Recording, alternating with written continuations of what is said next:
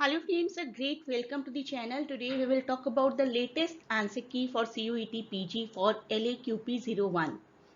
Many students are asking कि अब किस तरीके से मार्किंग होगी, जो नई आंसर की आई है ड्रॉप्स क्वेश्चंस का क्या होगा. All that we will discuss in this video.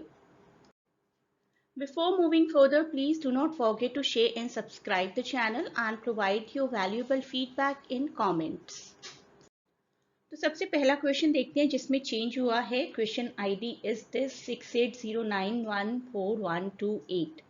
पहले इसका आंसर था बी ओनली, यानी कि Mary Wollstonecraft some indication of the rights of women, and now it has been changed into A, B and D, that is room of unsown, and option B also vindication, and option D also. According to me, option B was fine, and early feminist work if we say, तो early की category में तो हम vindication को ही रखेंगे. Mary Wollstonecraft a vindication of the rights of women.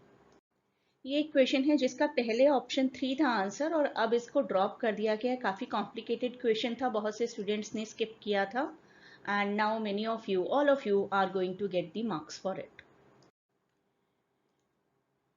This question: identify the writers associated with Harlem Renaissance. This has been dropped now. Earlier it was option 1, A, B and D. And that was the right one. William Faulkner is actually associated with Southern Renaissance. Faulkner's work has been placed within the literary tradition of modernism and Southern Renaissance. Southern Renaissance is a little different from Harlem Renaissance. Southern Renaissance did occur in southern literature, southern areas of America from 1920s to 60s, and Harlem Renaissance commonly is defined as a cultural activity by African American artists. So I think कि पहले ही option ठीक था, there was no need to drop it. This question was already dropped. इसमें कोई change नहीं हुआ है. Earlier a drop and now a drop. मैं सिर्फ drop questions के बारे में बात कर रही हूँ.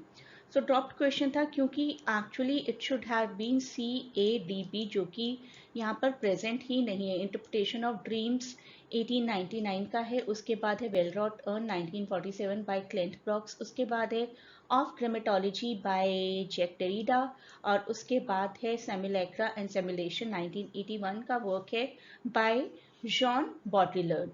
तो C, A, D, B, that should be the right option.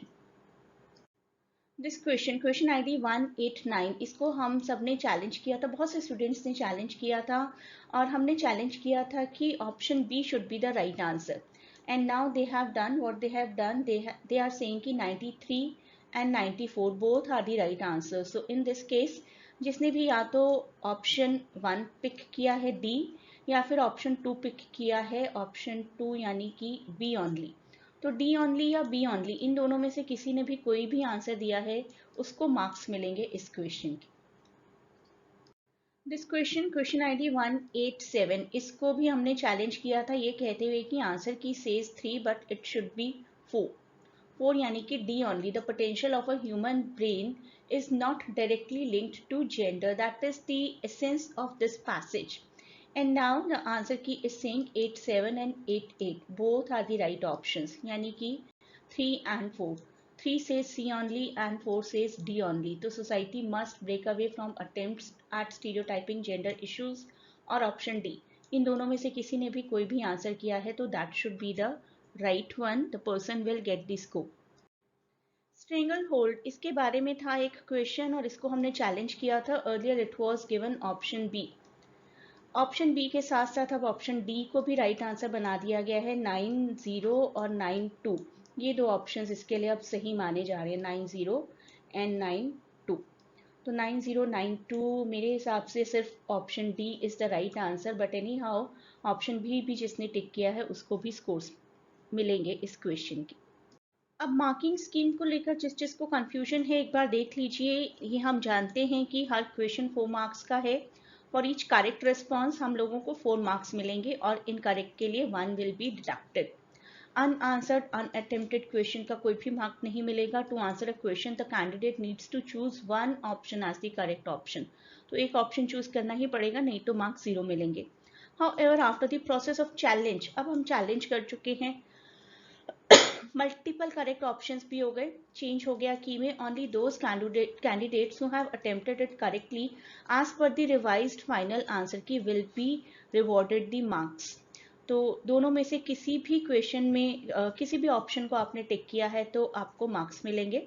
And in case a question is dropped due to some technical error, full marks shall be given to all the candidates irrespective of the fact who have attempted it or not। आपने attempt किया है, नहीं किया या गलत attempt किया है, आपको ड्रॉप क्वेश्चन के मार्क्स मिलेंगे। और डबल ऑप्शंस या मल्टीपल ऑप्शंस अगर किसी क्वेश्चन में आ गई हैं तो कोई भी ऑप्शन आपने उसमें से चूज किया है, आपको उसके मार्क्स मिलेंगे। To get a better clarity about the things, you can join this group। मैं ग्रुप का लिंक भी आपको डिस्क्रिप्शन में प्रोवाइड करूंगी। And if anyone still wants to join for JMI, they can connect either with the help of this WhatsApp number or this Telegram link। This link also I'll provide in description। Thanks for watching. Best of luck for your exams. Please do not forget to share and subscribe the channel. And after your exams, please tell me in the comments of this video आपका exam कैसा हुआ।